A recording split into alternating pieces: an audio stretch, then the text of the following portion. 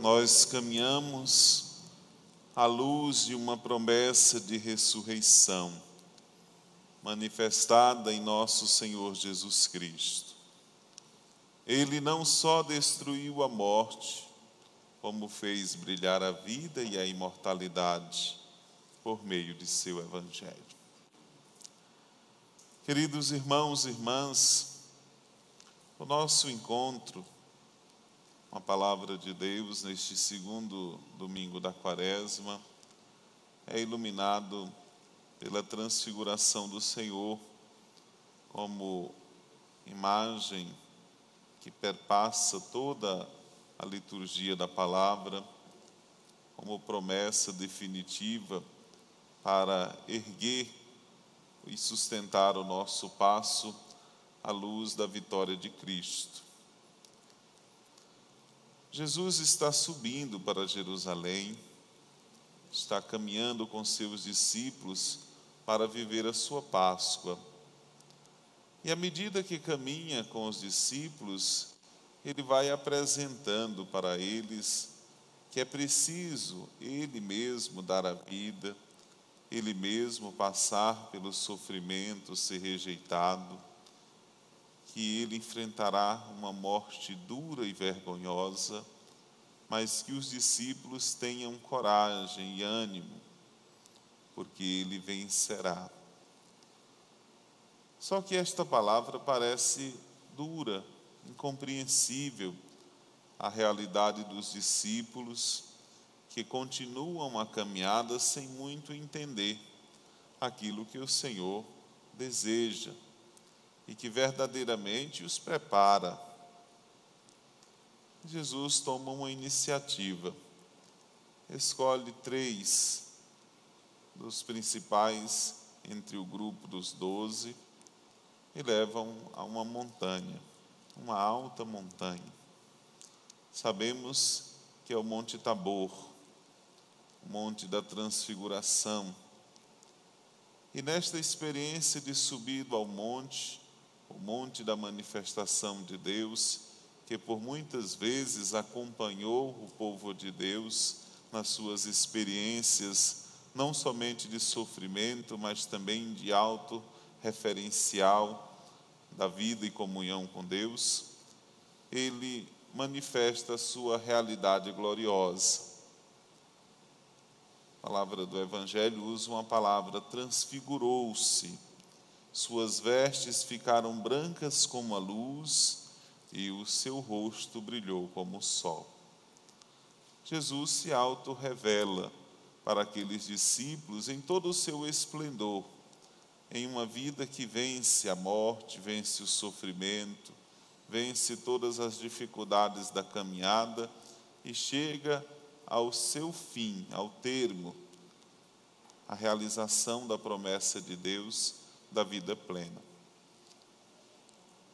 Neste momento, ele é amparado pelas grandes promessas, sobretudo as promessas que havia no coração de cada judeu, as promessas do Antigo Testamento. Jesus, na subida deste monte, falava de tudo que o povo de Deus já tinha passado e experimentado, mas sobretudo falava de quanto o Senhor convidava o povo sempre a ter diante dos olhos a esperança da realização de todas as promessas, como a promessa feita a Abraão de sair de sua terra e ser um grande povo abençoado, a promessa ao menino Isaque de subir para o sacrifício e Deus providenciar a vítima, a promessa a Moisés de trazer o povo para uma terra onde mana leite e mel, a promessa feita a todos os profetas que viria um Messias que daria início à concretização de tudo. É justamente ali que simbolizam essas 2 figuras do Grande Testamento, do Antigo Testamento, que é Moisés e Elias, amparando assim a vitória de Cristo. E Pedro, tomando a sua peculiar iniciativa, diz: Senhor, é bom estarmos aqui. Como é bom, transfigurados pela promessa, mas já vislumbrando a sua realização, devemos ficar aqui. E pede para construir 3 tendas, acolhendo assim a promessa, a profecia e a realização em uma tenda no Monte Santo. Mas Jesus diz: olha, não podemos ficar aqui. É preciso completar a caminhada, é preciso oferecer-se, é preciso passar pelo sofrimento para poder chegar a esta glória aqui. E os animo, e animando a vocês, de certa forma, vocês devem animar o mundo a viver a esperança da ressurreição. E nisto entra uma segunda manifestação. Uma nuvem os encobre. A nuvem no Antigo Testamento sempre é a manifestação de Deus Pai. E uma voz desta nuvem indica o caminho. Escutai o meu filho. Escutai o meu filho. Mateus 17, neste capítulo que lemos, termina de uma maneira um pouco curiosa. Se Jesus queria animar os discípulos, pelo menos os 3, para viver aquela realidade de dor, sofrimento, pela qual ele ia passar, Jesus proíbe que eles comentem o que viram até que acontecesse a ressurreição. E, de fato, eles não compreenderam bem. No momento da dura prova do Calvário, eles são os primeiros a fugir. Eles partem dali no desespero da morte, diante da cruel morte de Cristo, diante das imensas ofensas que o Senhor recebe na cruz. Eles não sustentam ali aquela visão que tinham. Mas com certeza, passado a luz da ressurreição, eles começam a recordar deste episódio e de como o Senhor, benevolente com eles, os fez ver a visão de glória que deveria animar a caminhada e que ressignificaria tudo à luz da ressurreição. Esta mesma visão, meus irmãos, é dada a nós neste tempo quaresmal. A segunda estação da quaresma, segundo domingo, depois de termos vencido as tentações com o Senhor no domingo passado, o Senhor agora revela para nós a luz admirável de sua ressurreição, para dizer que, apesar dos sofrimentos deste mundo, nós, à luz da sua promessa, conseguiremos alcançar a plenitude. Que vivendo e passando através da dor e da morte, o povo de Deus experimentará nele a plena vitória.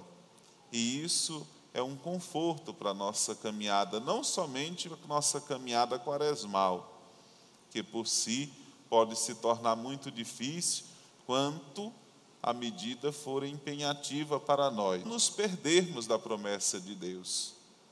Deus vencerá a morte com a vida. Deus vencerá todos os sofrimentos com a ressurreição. E nós participamos desta promessa pelo seu Evangelho, quando Cristo chama a sofrer com Ele e ser fortificados também com Ele. É tão bonita esta palavra da primeira carta de São Paulo ao Timóteo na segunda leitura. Sofre comigo pelo Evangelho e seja fortificado pelo poder de Deus. O Senhor nunca prometeu a nenhum dos seus discípulos o pare de sofrer. Este anti-evangelho que o mundo continua insistindo, e às vezes a gente vê até mesmo religiões que se dizem profundamente evangélicas, cristãs, anunciarem um para de sofrer e uma vida totalmente de bênção neste mundo, não praticam o evangelho de nosso Senhor. Eles fazem um anti-evangelho, uma antítese ao que o Cristo vive. E este desatino deste mundo passará, porque eu venci. E se eu venci, vocês também vencerão. É claro que pode parecer que para a vida cristã, uma utopia que fica distante da nossa vida cotidiana, dos acontecimentos do momento, esperarmos uma vitória somente para um fim, um tempo longe de nós. Mas isso não é verdade quando nós mesmos experimentamos a cada dia a vitória de Cristo. A própria celebração da missa já é a celebração desta vitória. A própria participação e a sensibilidade da comunhão que recebemos é amparo, é fortaleza em muitos dos momentos de padecimento que nós passamos, na certeza de que em Cristo nós somos mais do que vencedores. Nós já experimentamos neste mundo a realidade das alegrias do céu. Por isso que dela podemos participar. E assim como Abraão parte na promessa, Isaque sobe e se oferece junto ao seu pai no Monte Moriá. Jesus se apresenta transfigurado para os seus discípulos. A Eucaristia para nós, no meio desta quaresma, se torna também um lugar de transfiguração, onde nós vemos Cristo resplandecido, agora vitorioso, revelar para nós toda a sua manifestação de vida. Ele venceu a morte, e se nele perseverarmos, com ele venceremos. Mesmo que tenhamos que passar pelos vales de sombra, de morte, de dor, de medo, uma certeza: Cristo estará conosco.